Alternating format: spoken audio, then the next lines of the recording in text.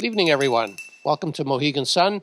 I'm here with Jeff Hamilton, Mohegan Sun President and General Manager, and John Washko, Mohegan Sun Vice President, Expo and Convention Sales. So before we begin with the formal questions, I'm going to turn it over just to ask you to give us a little bit of your bio. But on behalf of Clarion Gaming, as you know, I'm Steve Carroll, President and CEO of EuroAsia Consulting, welcoming you and all the viewers to the special conversation with some of the senior executives running one of the most successful tribal gaming operations in the country, all as part of the ICE 365 Tribal Gaming Series. So Mohegan Sun Casino is also one of the largest casino IRs in the world today, but broken into many different components. So whether you manage a small, a medium, or a large casino, I think that everyone will have a good opportunity to learn from the experts who manage this incredible property. We are here in the beautiful setting of one of the Mohegan Sun executive suites, hopefully coming out from the global pandemic, and talking about operations and strategies for the gaming world in the post-COVID time. So, Jeff, I'm going to turn it over to you now, and I'd like to hear a little bit about your entry into the gaming business and into this property. Thanks, Steve. So I've been here at Mohegan for just over 17 years. Actually, most of my time here at Mohegan has actually been spent in human resources, if you can believe that. Really, here at Mohegan Sun, human resources is the heart of our organization and works very, very closely as almost an operating department to improve service throughout the organization. After my time in human resources, I became assistant general manager, oversaw most of our non-gaming operation for just about 4.5 years, and took this role as president, perfect timing, about 3 weeks before our closure when the pandemic hit. So it's been a very, very interesting year navigating through the pandemic. But, have been very lucky to have such a successful group of team members working alongside me. Thank you. John? Thank you, Steve.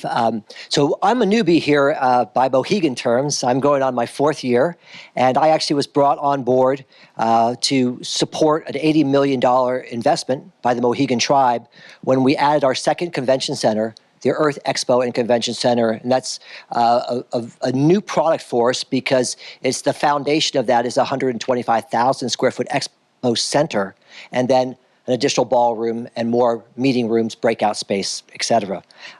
My background is I've had the opportunity to work at a number of significant independent resorts, both internationally and domestically. Two of the highlights of my career were working for Atlantis on Paradise Island in the Bahamas, and also the 5-star, 5-diamond Broadmoor. Interestingly, I am a second-generation hotelier, as my father began with the Marriott Corporation in the late 50s, when Bill Marriott came to our home in Princeton, New Jersey, and hired my father in our living room. And here I am many, many years later, and very honored to have been able to work with some of the great hoteliers in the industry, and now I'm very honored to be here at Mohegan Sun. Thank you. Jeff, back to you. Can you talk us through the last year and how you addressed the challenges brought by the pandemic? What have you learned from your operation and about operating in such challenging times? I think the first thing I would say is just being resilient. Our team has been so resilient over the course of the last year, and then being willing to adapt and understand, what's driving the consumer. I think for us, it's been all about safety. I think for all hospitality business, it's been all about safety. And, we've been very lucky that, the tribe has elected to really invest in that safety, which, whether that's the $1 million of UV lighting through our air handler system or, the infrastructure improvements that they've made in order to create a safe environment. And really, we've had to adapt since that reopening because the science really has changed. And we've listened to our customers, and we've understood that, in hospitality, safety has become the most important thing. I think if you asked someone that was in hospitality before the pandemic, they would have said service is the most important thing. The thing we want to be great at is we want to have a great product. We want to provide great service. I almost believe that safety is more important than service currently. If a guest doesn't feel safe then they don't come to your property. And throughout the last year, we've had to adjust and make changes and adapt to make sure that we were providing the safest environment to our customers. And I believe that that's going to stay post-pandemic. I think this is a situation where there's going to be a certain expectation from a guest about cleanliness and safety going forward, even as we come out of this pandemic. And I think things like hand sanitizer and extra cleaning and creating areas from a physical distancing perspective to give people more space, more room. I think those are going to be things that the customer expects, even as we come out of that pandemic. And it's going to be continuing for us, going to be about continuing to adjust, based upon what we're hearing from our guests.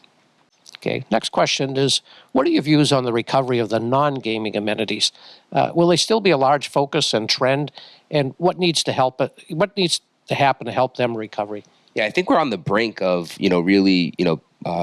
people and customers and everyone kind of getting back at, there's been so many people that have been reluctant to say, go to a concert or go to a restaurant, during the pandemic. So I actually believe your non-gaming amenities are going to become maybe even more important as people get back out there.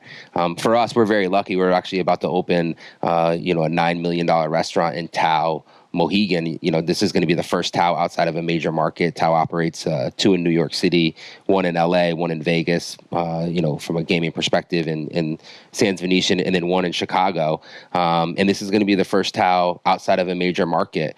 And I think that's really going to change the dining experience. That's really been something that we've been focused on, is to become a destination for everything we offer. John talked about, the MICE business in the 125,000 square foot exposition center. And we really believe that we've become a destinations for meetings, conventions, and expositions. And I think we're also focused on making sure we're doing that with our food and beverage offering. And Tao is the first step in that. We have some great partners. Michael Jordan Steakhouse is here already. And we're going to be looking to continue to improve upon our food and beverage offering and create more of a destination, places that you have to go to, when you hear about them. And this is all, supporting obviously our gaming business, but also our 10,000 seat world-class, nationally and internationally ranked arena that, really has become the engine of our property here in southeastern Connecticut. Talking about new business opportunities, with Mohegan Tribe agreeing to the new compact with Connecticut Governor Lynn Lamont, what is Mohegan Sun doing to prepare for the rollout of legal sports betting and iGaming? How are you leveraging your experience in New Jersey and Pennsylvania here? And do you feel you've gained a competitive advantage by striking an agreement first? Yeah, so I think for us, the agreement is very complicated in that, very unique situation here in the state of Connecticut where you have 2 Native American tribes, both need to agree in order to adjust the compact. So there's still some work to do in that overall agreement. But, we do believe that, our experience in other jurisdictions is going to help us to be successful here in Connecticut. And what are we doing to prepare? We're doing everything to prepare, because we know that, once that approval goes through and once those regulations come out, it's really going to be a race to make sure that we are ready to accept that first bet on the first day that we possibly can. And operating in other jurisdictions really has provided us the insight in what it takes to be able to execute that, and then what's going to be successful once we get open. We know that early on it's going to be about acquisition. We obviously have a very, very rich database of customers, having been in the Northeast for almost 25 years, and we know there's new customers that like sports betting or like iGaming that maybe haven't visited our property, and it's going to be all about acquisition and making sure they're become part of our online offering, and utilizing the information and the experience that we have in other jurisdictions, we believe is going to lead to a more successful beginning, which long term is going to lead to a more successful a business. Thank you. John, let's turn it over to you for a moment. What about MICE? That's obviously a significant portion of revenue for many casinos that's been taken away because of the pandemic. What are your projections for the return of MICE here, and how best to prepare for this? Thank you for the question, Steve. We're in a different situation, a more favorable situation than most casinos and hotels here in domestically, certainly in the Northeast, but throughout the country, because we were able to utilize our existing platform of the arena Jeff referenced as an international broadcast center. So we pivoted, and the way we were able to accomplish that, Steve, is through relationships we had with 2 different types of sporting events. One was mixed martial arts and boxing. We had existing relationships with Viacom and CBS, and so we were able to work a relationship that was very successful with fans viewing boxing and MMA in our arena, to now creating a bubble for an international broadcast center with the competitors for both boxing matches and mixed martial arts rotating through, utilizing our guest rooms, our function space for training, for meals, and then our arena to broadcast the actual competitions. And we've been doing that. We reopened in June, and we started that in July, and that's running now and is going to run pretty much through the end of this year. So it's been a really great opportunity for us to keep our brand out into the marketplace, both domestically and internationally, keep our employees, our team members very busy, and also show that we could create a safe environment and use that as a platform as we move into different types of events. The other sporting event that we had an existing relationship is in basketball, specifically college basketball. So we were, over Thanksgiving, able to host Bubbleville, again, creating a bubble. And in the span of 10 days, we had 25 teams that had 26 games and over 2,800 COVID tests. It was extremely successful. Then 2 weeks ago, we just hosted the Women's Big East basketball tournament, again, creating a bubble environment to keep the participants, the coaches, the staff, and our team members all safe. The way we were able to do that harkens back to what Jeff referenced, was what we did in conjunction with the Mohegan Tribal Council Health Department, with our scientists and our doctors, talking through what we need to put in place as far as the physical plant improvements, training, so that we would have the protocols in place that when we reopen our doors, the most importantly, we could look our team members in the eye and say we are creating as safe an environment as is humanly possible, and then to also let our guests know that we've gone above and beyond, many times well over CDC guidelines, to create an environment that they can feel comfortable coming for a leisure visit or to attend a meeting or an event. There's a lot of talk about the virtual meetings taking the place of face-to-face. I can tell you definitively, Steve, it's not going to happen, because we are human beings and we need to interact with each other. So what we're seeing is a rebound in business. We're seeing, for example, in the month of May, that 4 out of the 5 weekends, we have events in our large expo center.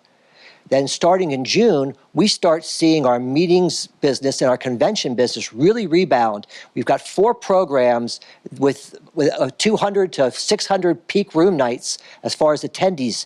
And that momentum is continuing. We're fielding a lot of calls about fall and into 22. So we really see that the hard work that was done from foundationally developing the protocols for the safety of our property allowed us on the MICE market to create what we call is a COVID resource guide. That lives on our meetings website, and that walks planners through the ability to see what do socially distanced events look like, what do capacity charts look like when you've got 6-foot distancing as a protocol that's in place. We also have tried to show the pathway forward to our planners, because this is uncharted waters.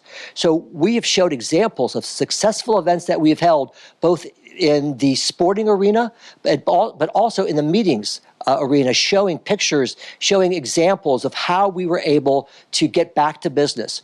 We reopened in June, and in October, we hosted an event called Reconvening for Recovery in partnership with a major publication that both domestically and internationally, North Star Meetings Group. And at Reconvening for Recovery, we had 70 meeting planners in the room and over 1,000 virtual attendees. And it was all about giving a visualization of the pathway back and how you could hold an event in this new time of mass and social distancing and the need to queue, but showing how that you can move forward with face-to-face against events safely.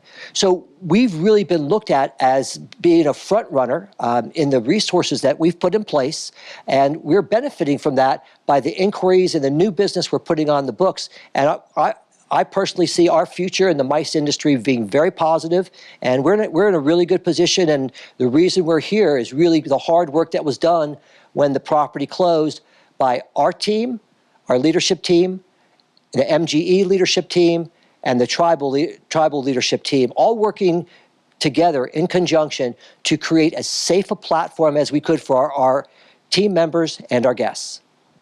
Thank you. Very interesting. I think you're definitely a leader, and I wish you continued success.